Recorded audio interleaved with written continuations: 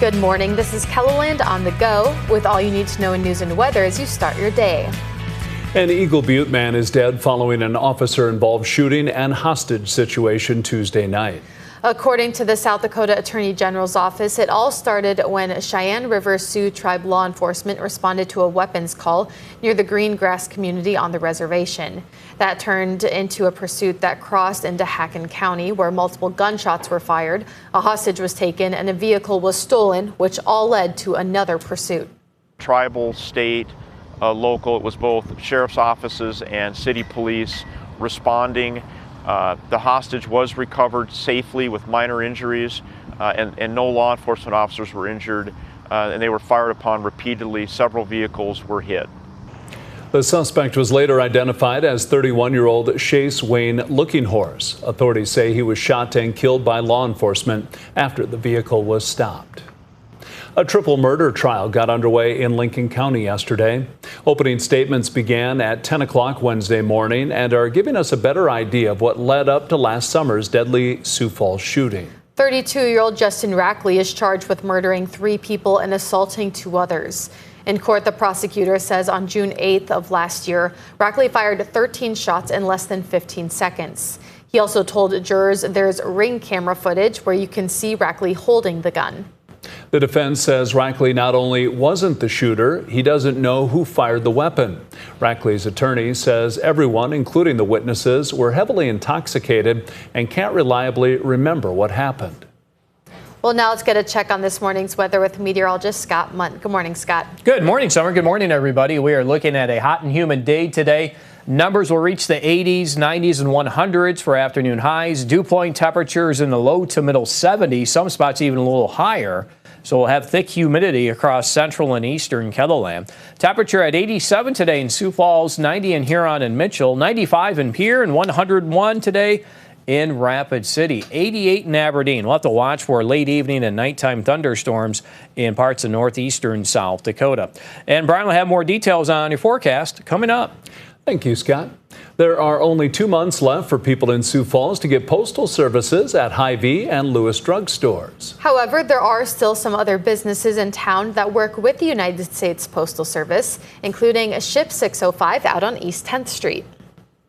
With the post offices closing down all around town, we just want to let people know that there are at least a couple other options out there here at Ship 605, and then there's another store very similar to ours on 57 Louise, which is called the Postal Annex over there. So we're still handling mail, and as of now, I don't think we're going anywhere anytime soon. Both Ship 605 and Postal Annex say they're preparing for the possible influx in customers. If you want an excuse to buy a coffee on your way to work Friday, the Human Bean in Sioux Falls is giving you the perfect opportunity. The coffee shop is donating $1 from every drink ordered to the St. Francis House. Not only does this make the people who run the nonprofit happy, but it also has a deep meaning for its guests. It also just shows also to our guests that real true meaning of hope. That there are people who believe not just in St. Francis House, but believe in them and want to give them an opportunity to change their life and see a new beginning. While she's the CEO of the St. Francis House, Julie Becker will also put on her apron Friday to become a barista for the day. The Human Bean is located in the southeast part of Sioux Falls. Rear Admiral Michael Washi with the U.S. Navy was at O'Gorman High School in Sioux Falls yesterday. It's a familiar corner of South Dakota for him. He graduated from the school back in 1989. Washi has spent time as an instructor at the U.S. Navy Fighter Weapons School, also known as Top Gun. I really knew it was going to develop into a passion for me when I started combining both being a pilot as well as being a teacher. And so that's where that passion really kind of flourished, if you will, and that's kind of the height of our profession at Top Gun, where we're instructing fellow fighter pilots to be the absolute best that they can be in the aircraft. If you want to hear from the Rear Admiral about how O'Gorman helped him take flight, you can visit this story on KELOLAND.com. That's a look at some of our top stories. Now let's get another check your weather with meteorologist Brian Karstens. Brian? All right, checking the weather today. Well, we've had, of course, a lot of humidity building, and that has led to some fog this morning across portions of central South Dakota. Dense fog advisory for those areas affected in the gray. That's west of Sioux Falls. And then some of those same areas flip over to a heat advisory this afternoon. All that humidity just adds to the feels like temperature, and that goes close to 100 degrees in some of these counties southwest of Sioux Falls. So you know the drill, right? It's just another hot summer day here, and tomorrow, too, we're going to deal with that. Now, those ingredients play a role in maybe storm action. The best chance of severe weather is in North Dakota. That's the enhanced zone. Some of this that you see in the yellow, that's pertaining to storms that could initially fire up to our north and then kind of backbuild into our region. Tonight. That could be kind of a later evening or an overnight scenario. Tomorrow, the risk zone is shifting into eastern Kettleland. The thinking right now is that the worst concoction, again, is probably in North Dakota.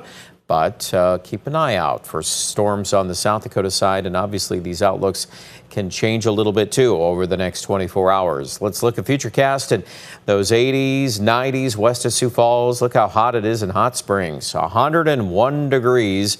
And then there are the storms northwest of Mobridge at 6 o'clock. And so let's see what they do if they can tap into that extreme heat and instability in central South Dakota. Mobridge could get kind of rough up here in the north central late this evening. And the modeling has at times been hinting that those storms could try to go as far south as Highway 14.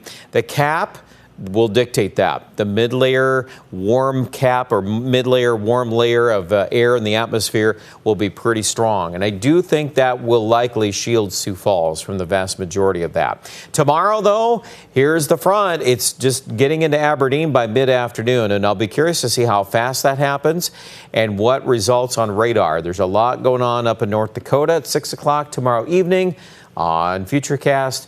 But notice how by 8 and 9, it tries to build south. So that's the story that we'll be watching. And, of course, we'll see how much of it continues to erupt Saturday early, the wee hours of Saturday morning, actually. So that's a developing scenario. You'll hear more about that later today. Hundreds out west today, 87 Sioux Falls.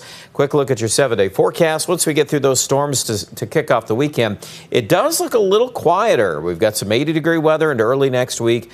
Overall, that's pretty good for this time of the year. Aberdeen, again, watching storm chances tonight and storm chances again tomorrow night. And then we knock down the humidity and highs in the low 80s for Saturday and Sunday.